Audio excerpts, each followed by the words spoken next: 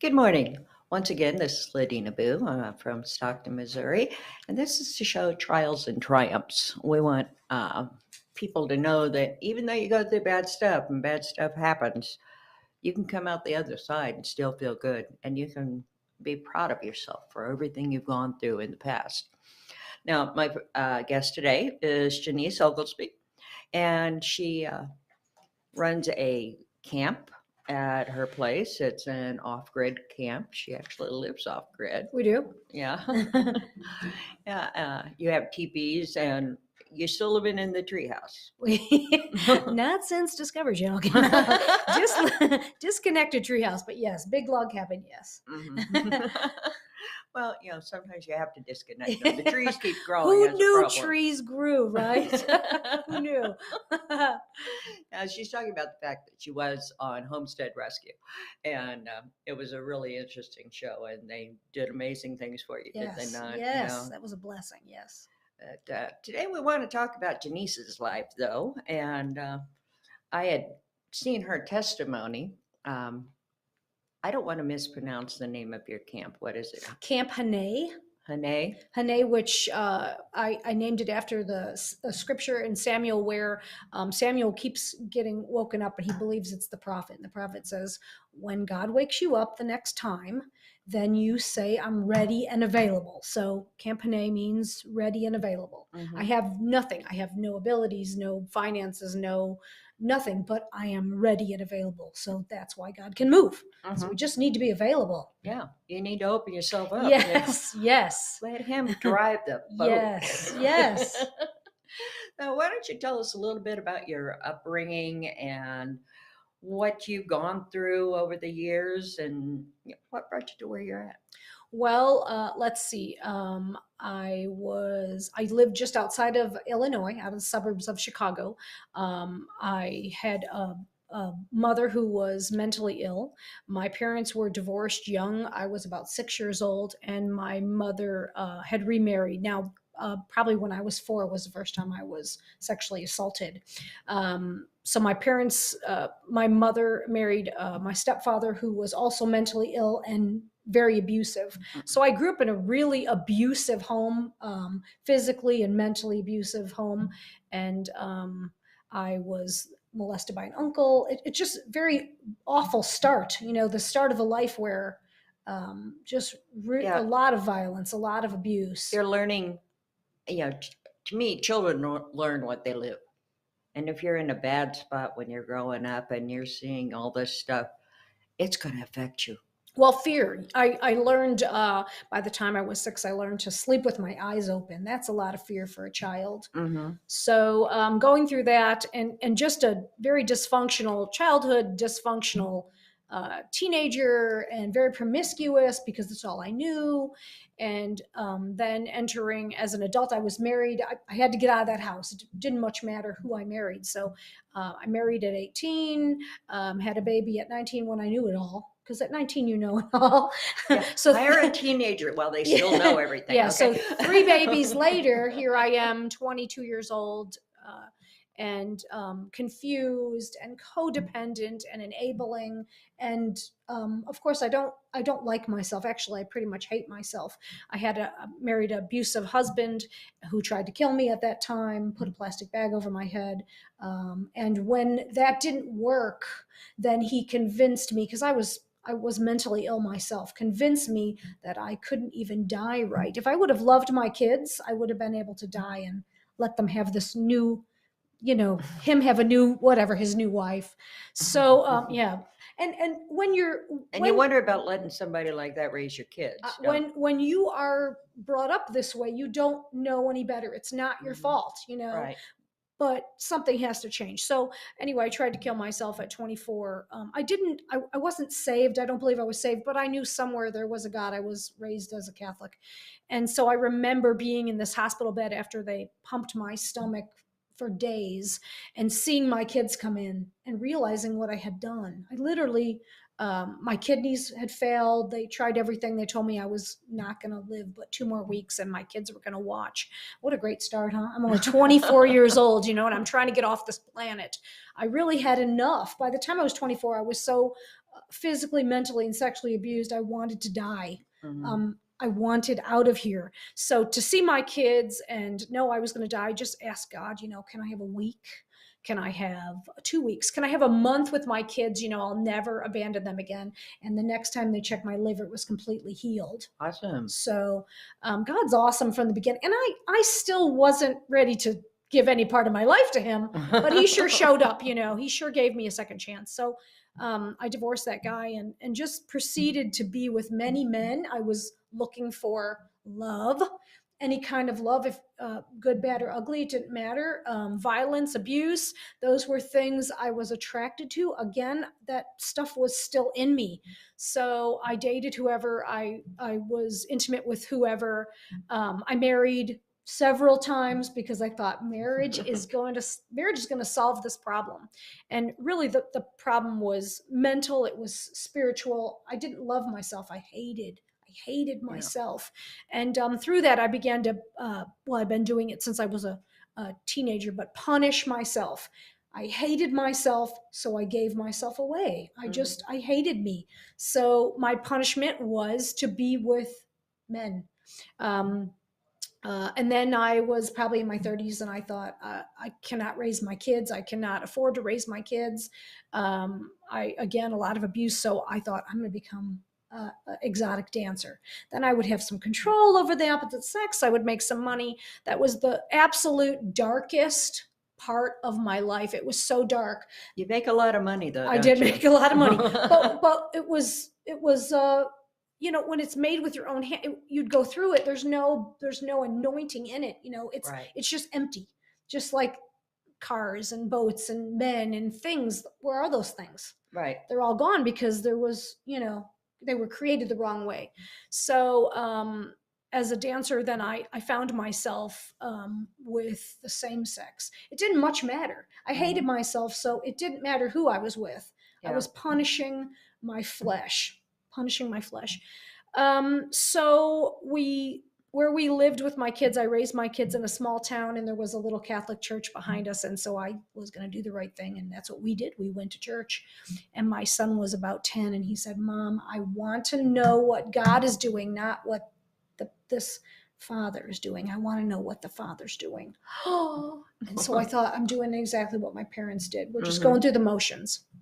So I gathered up my little chicklins, 3 of them, little babies, and we went to a Christian church of about 4,000. Never been to anything like that. And I'm telling you, it was so powerful. 4,000 people on their knees. I was 34 years old, and I accepted Christ. I wanted wholeness, and I wanted freedom. I didn't want to live in fear. I didn't want to live in hate. I wanted to know who this God was. So I accepted Christ. I was living in incredible sexual sin. I mean, there was no good in me. I was used up. I was 34 years old and used up. There was nothing left of me. I had nothing to offer anybody, not even my own self. So on my knees with 4,000 people, my children, we accepted Christ, and then it was on. It was on. Then I started to hear what God had to say about me. It was hard to believe. I mean, look at what I've done. Look at where I've been. Look at who I've been. Yeah. But God he's awesome. And he started pulling those things out by the roots, Yeah. and it didn't happen overnight. I mean, I went to this wonderful church and I began to sing and I began to worship, and it was slow going. I wanted to hold on to those things. Poverty mentality, those things don't go away by themselves. If you have that mentality, don't if you've been through those things, don't worry. God can take those things out of you. It's this surrender every day. Paul says he has to kill himself die to flesh every single day. And what a journey. So a life that started with death, I started out in hell, basically from the day I was born. My mother said, she hated my father. So she was going to punish me as her daughter. And that's what she did. That was the enemy's plan. So here we are, 34, and my kids are saved, and I'm saved and starting to surrender. But no one told me about a personal relationship. So I Mm-hmm. still did a lot of the same things for years and years and years. I didn't Yeah. want to, but I didn't know any better. And Yeah. You always have to figure out religion as opposed to relationship, this you is know. true. And so I probably was about in my 40s and still marrying and still dating and still sleeping around. You're And really only 27 yeah, right now. 39 again. It's the 10th year. So that at that point, I really, failed relationships and failed relationships. And I really realized I went to this great little church in Park Hills, Missouri. It was called the River Worship Center. And it was the first time I ever heard about grace. Mm-hmm. I've never heard about grace. No one ever, I knew the things I did. I had shame, I had guilt, but when I heard these things, it was this dumb moment for me. What? There's this thing called grace, and it's a living, breathing Right. thing. It's not just when I deserve it because I don't, or I earn it because I don't, but it was like this. Yeah. How Yeah. do you take that in? Beautiful frosting on your cake. Yeah. So here I am, in my 40s, and I realize I have no personal relationship. So I rededicated my life. And that's when stuff really started to happen, because I could say, instead of God that I can't touch, it was Daddy, Mm-hmm. Papa God. It was my daddy. I could sit in his lap. He can hug me. He can speak to me. I can hear him. Just what a difference. Mm-hmm. So, but all part of the journey. So, just realizing that I don't have to live in shame. I love myself, by the way. Now I've been in Stockton 8 years, and it again. I got here. I got myself stuck in a cult. I mean, I got a story. I got myself stuck in a cult and had to run for my life. And so I came into a safe house in Stockton, stayed on someone else's land. And God really, that was my first time really in the woods, away from, a man, Mm-hmm. somebody else. And God said, I'm going to be your husband. I'm going to be your love. Who is this guy? Just just so much passion, and Mm-hmm. like no relationship I've ever had, so much affection. you know Jesus is affectionate. He Mm-hmm. really, really loves us.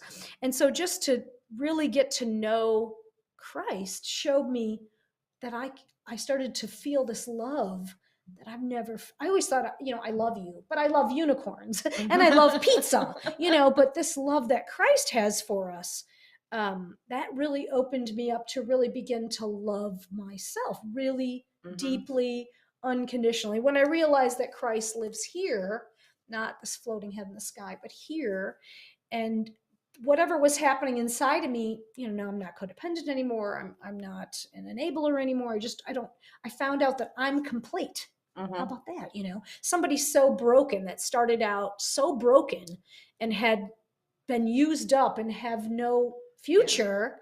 I had no future. I really, without Christ, I had no future. I mean, literally, except death would have been the only future I would have had, or Mm-hmm. worse.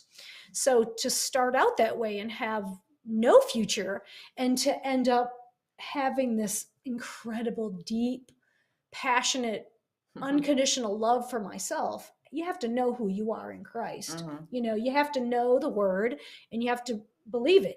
I guess I just got to the point where I was like, okay, I'm done with this. I'm done with myself. If you really feel, how could I hate myself? If you really feel this way about me, and you went to the whipping post for me, Mm-hmm. and then you went to the cross as me, Right. I got to get over me. I got to get over me. So realizing those things, now I have a deep, deep love for myself, and through that a completeness where I don't need Mm-hmm. him, her, this, that. I have me. You could throw away all the other guys. Yeah, You who could do knew? all everything that Who was bad knew? for you that you've known your whole life. Who knew? Yeah, really, there is. That Ginnese is dead. Yeah. She's Those things that happened in the past need to stay in the past. right. Except when you bring them out to tell other people that I know what you're going through. Right. And you know what the thing is the enemy has a plan and he wants us to live in fear and and that's how my life started, and guilt and shame. And I remember the day that my shame was undone. I remember on my knees in that church Hmm. saying, I need you. I can't take a breath without you. I need Hmm. you. And God just took over, you know. It's amazing to find the love that you were grown up with, that you lived with at home. This is what I found. The love I lived with at home was never love. It was manipulation, it was Right. Yes. control, it was abuse, it was hurt and anger. And then whenever I finally got out and figured out that, I'm not that bad. I like me, okay? Right. It takes I a long time. Yeah, I like me, and the rest of you are not going to put me down for things I've done in the past, because my Lord loves me, and I know He loves me, and I can feel that in my heart, and He's going to bring me through what This anybody is tries to true. throw at me. This is true. When you know that you know, and there's no denying, that's when that love starts to grow for yourself, Hmm.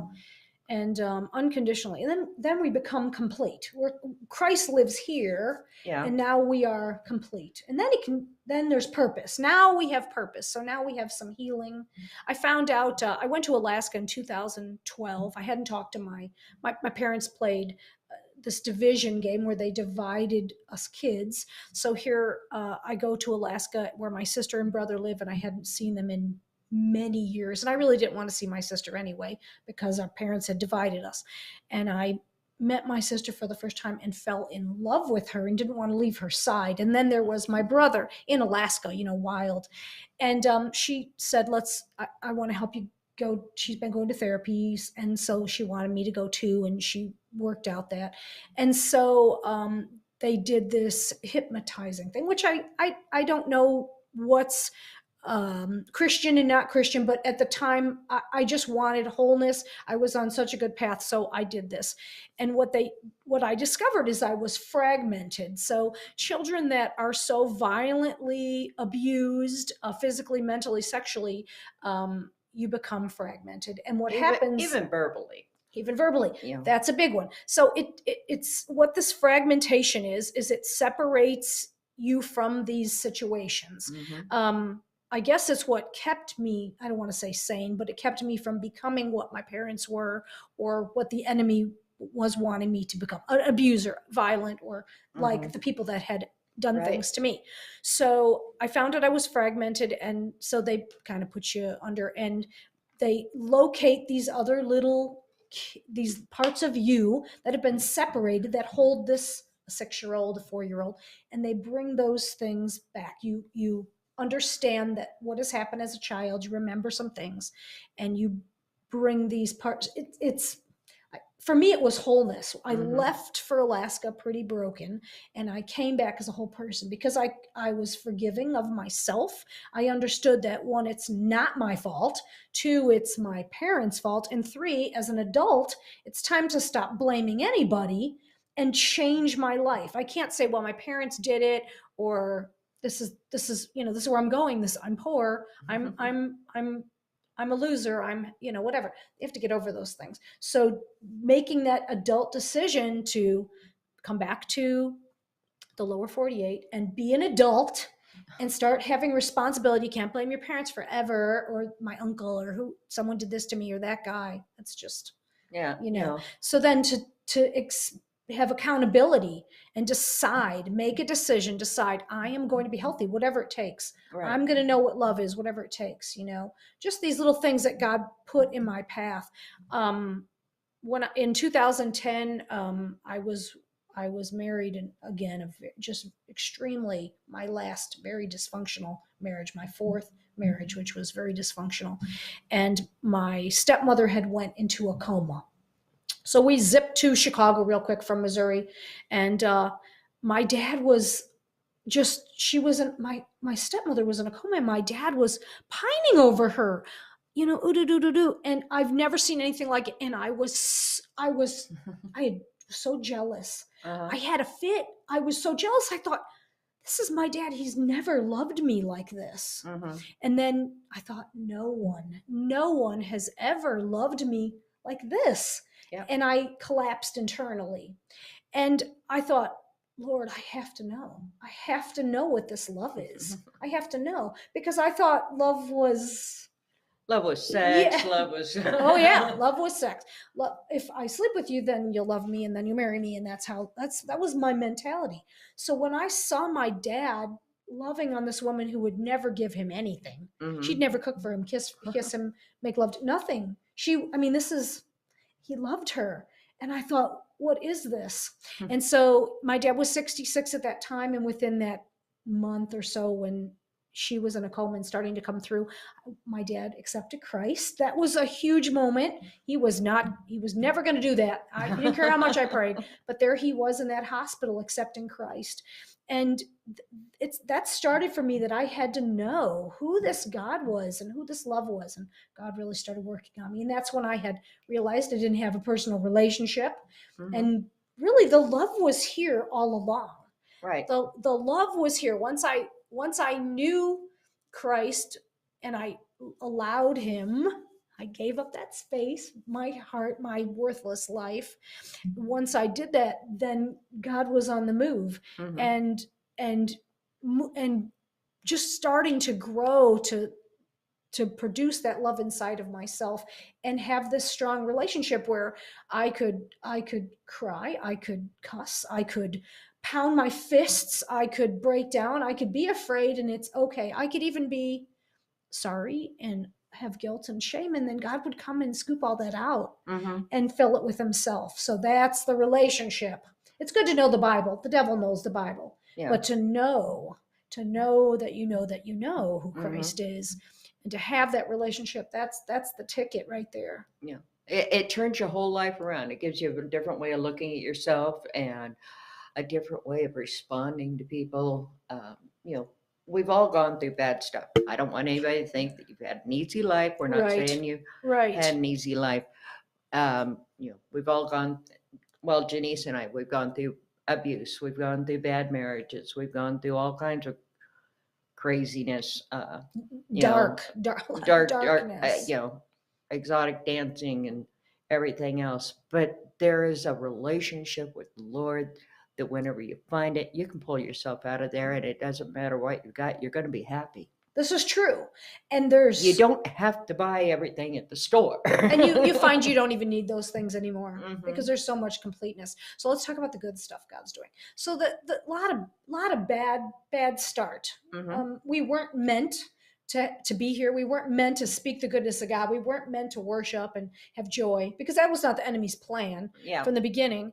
I love to worship. It's probably I remember sex was the thing. That was the God of my life. That was the thing. It was destructive and demeaning. But now I love to worship. I think about, and people think, wow, she's a crazy worshiper. But when you've danced for men, and now you dance for Jesus, there's some celebrating to be had there. Right. So I love to worship, and I'm a crazy worshiper. I mean, I just don't care. I'm in the front.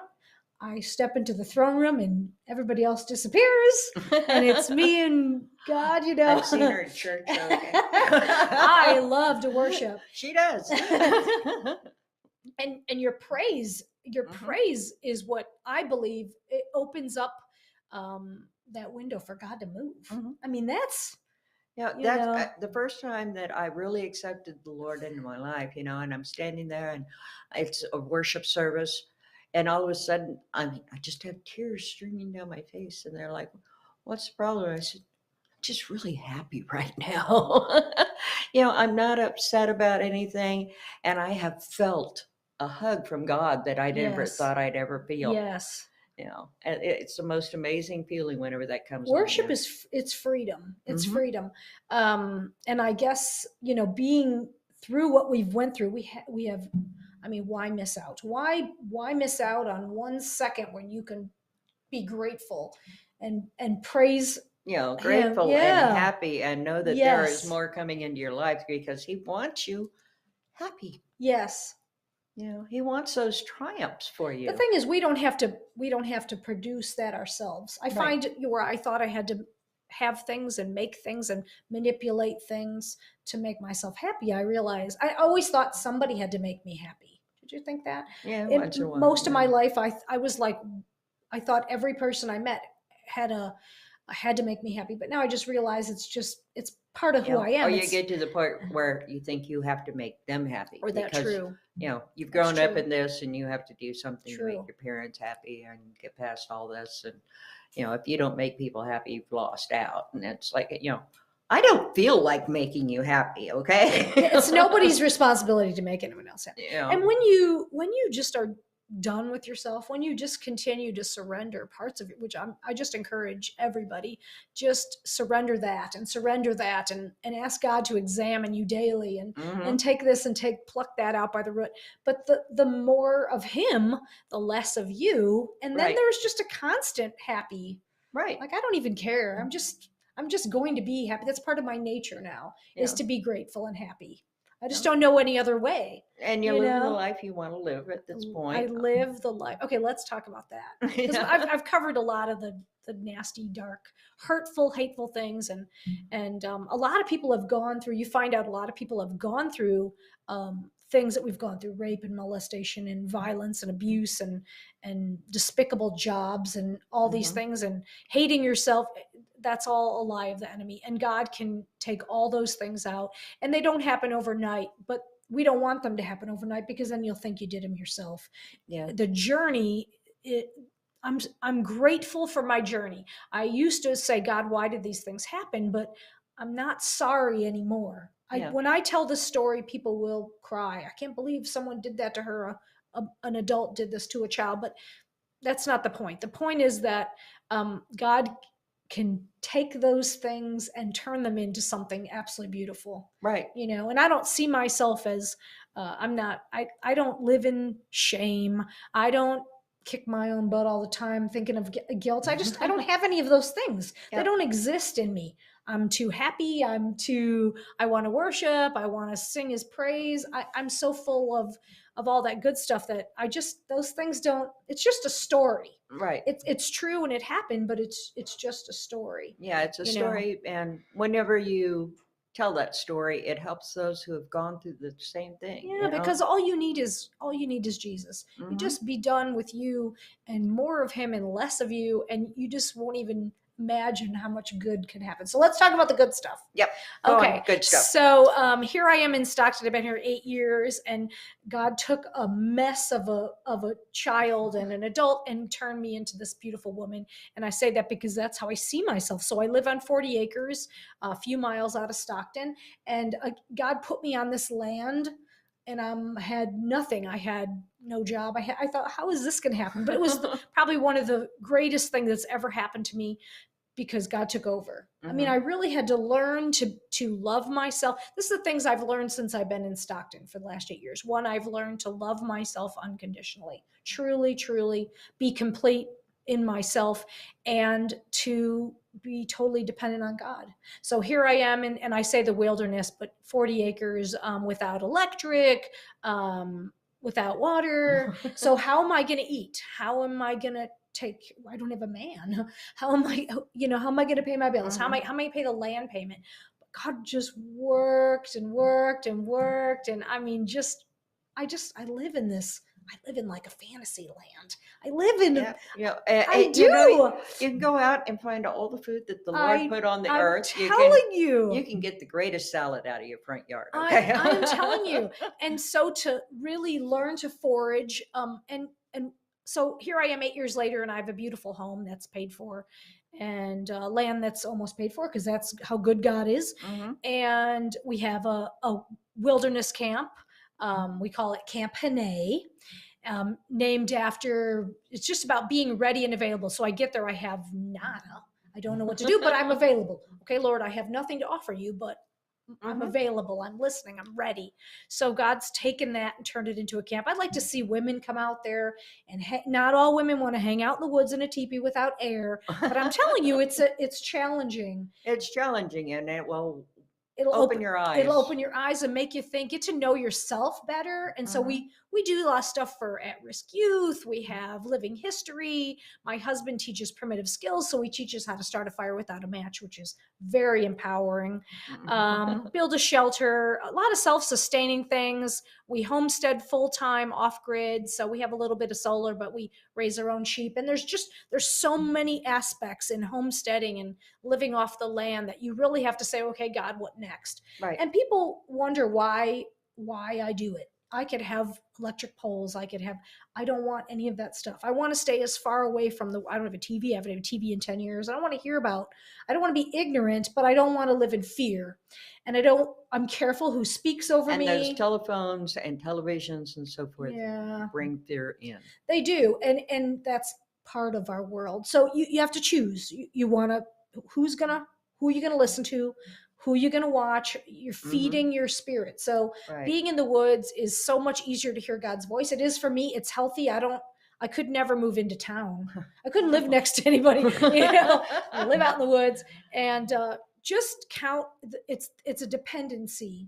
Yeah. It's powerful and everything doesn't move at my pace. We're 501c3. We're called Chick in the Woods, CHIC, Chick in the Woods. And we're dependent on grants and donations and things, and God has to work. He absolutely has to, and he does. Sometimes I hear crickets and I'm like, but I need a bobcat and I need I need gravel, Lord. My driveway is a mud obstacle course, but God moves when he's good and ready.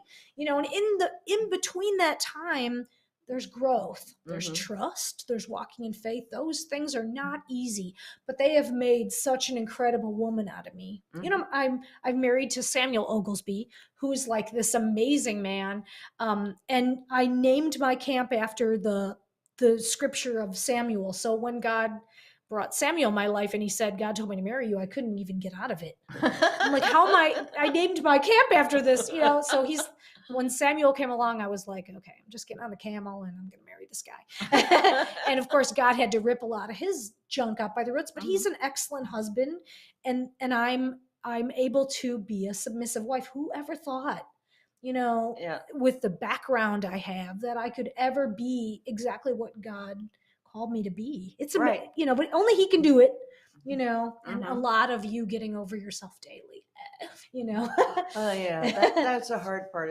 I'm just so great, God. You can't the way I am. And you're saying, no. I need a lot of that. Yeah. So the camp is amazing. And like I said, we have some teepees and we do some cool things, primitive skills and different kinds of things. But we want to empower people to put your phone down and just listen and hear his voice. And we're not a big religious thing.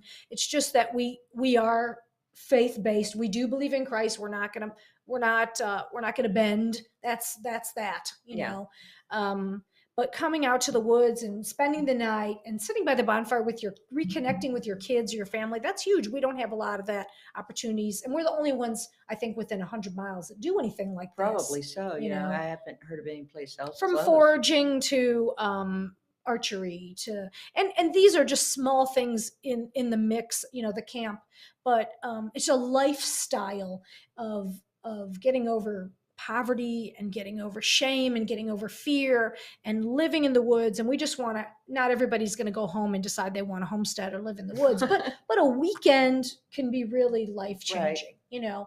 And so for me out there, I was probably out there for 4 years by myself. And I had a lot of help building a home. And of course, Discovery Channel came out and that was huge. And I do a lot of leather. That's the big thing, is I do a lot of leather and fur. I'm a furrier. And so again, here I am in the woods. I don't know what to do with myself. And God showed me how to take a scrap, an old jacket, and turn it into something. So here I am making moccasins at 2 a.m. by by a candle, And so God can take just that nothing and turn it into a business and I'm a corporation. I have an LLC. And, for someone who, I got knocked around a lot as a kid, and so my mind was a mess, but God's given me new pathways in my mind. So I'm not just have a camp, but I'm a businesswoman. I want to show you something here. I brought something with. So yes, this is This is the warrior that So, Christ brought out for us. so this is now, so you hear the testimony, you hear how I started, but this is how the enemy sees me. Hmm. He's You are now a yeah, warrior. he's afraid of me. Uh-huh. Would you? Yeah, this is how we have to wake up in the morning. Just This so you know, she yeah, made this headdress. She this does primitive crafts and I do, sells I do. them. This is how I see myself. Hmm. So how do we get from that awful start to this triumphant, this life Hmm. of victory and triumphs? Well, Jesus, Right. that's it. There's Yeah. one name, One one name. name, Jesus, You know, Jesus. he will bring you through whatever is bad if you just let him. You just have to let. That's the You thing. It's you getting you've it's got to getting over let him. yourself. Yes, And yes. you know, it doesn't matter if you've got no electricity or you've got no running water or anything like that. The world may tell you you must have these things, but you don't have to. There is so much you can do on your own, and you know, Christ will walk with you all the And time. it builds strength. It It does. builds a character. Can I tell everybody about my website so they Sure, can go find me? for it. Okay, so we are chickinthewoods.com. It's CHIC in the woods.com. We have a store. We have a frontier town. My husband's awesome. He couldn't build a doghouse 3 years ago, but my dad brought him tools, and so now he's building a frontier town. And we do living history. We've got these primitive skills classes, teepee camping, and of Yeah. course our You've got a foraging class for young people yes, coming it'd be up. so much fun. Yes, Yes. all kinds of classes. You could find us on Facebook, Camp Panay or Chick in the Woods, and yeah, Yeah. yeah. We just want to empower people and let them know that God can do anything with Yeah. anybody. Especially, you know, right now the world is in such hate and discontent and disorder everywhere you look. And, you know, you need to find that place where you can be calm and sit For down me, with that's in God. the woods. That's in Right. the wood. Yeah. So if nothing else, send your kids out so they can go Yes. foraging for Let your food. kids So stay wild. Get those children outside. that's right. You know, they need to be outside. They need to be away from the video games that, you Yes. know, and they don't Yes. need to kill people all day long. Yes. You know, take them out to the woods. We like getting dirty around Stockton, okay? And you have to know that what's out there is provided for you, and there's enough out there that you don't have to worry about anything This really. is very true. And Jesus gives you this contentment in your heart. Like I said, it's not easy because we want things now, but God has a plan, and He can take anybody, the worst of Hmm. us who have no future, and He knows the end all the way back to the beginning. So he went to the cross for you. Went to the whipping post for you. He went to the whipping post for you and to the cross as you. Hmm. So he loves you. He knew your name in the womb, and he can make a warrior out of anybody. He did it for me. He did it for you. Yeah, you know, Surrender. Let today be the day that you surrender, that you are done, you let today yeah, be the yeah. day. Know that today is the first day that you can step out Yes. in faith and know that things will come about for your good. Yes, from trials to triumphs. Yes. Always, you Yes. know, trials to Amen. triumphs every day of the week. You know, there's no reason for anybody to stay down. And if you're staying down, you know, give us a call. I'll send you out to her place. Yeah. Come out to the camp this weekend. Yeah. And if you got kids that want to know anything about the outside, I know you've got a kids foraging We have class really in great June. outdoor classroom experiences. We're really inexpensive. We're not out to make money. We're out to empower and to bless. And our land's anointed. This is all God's plan. I didn't ever want to see another human again. But God can turn that around, and really gave my husband and I a heart to serve. We just want to serve, Right. so Yeah. It makes a yeah. whole big difference in life. It's a whole big long distance from Chicago and strip clubs. And I'm telling you, He's awesome. He's just awesome. You just got to be, it's the surrender. Yeah. It's in the daily surrender, and you can't give up. You can't, I wanted to die at 24. And I realized if I would have missed out on the best part of my life, and you know what that would have been? Me. Me. I'm the best part of my life. So don't, Yeah. suicide's not the answer. Jesus is the answer. And he can take you out of the pit and he Mhm. can deliver you. But you got to hang in there. You got to hang in there. You got to, one word, Jesus. Yeah. One word will change your whole life.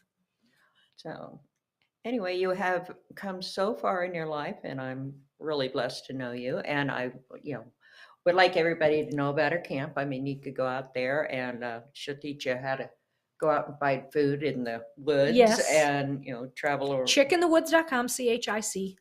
Inthewoods.com. Come out in the woods and play.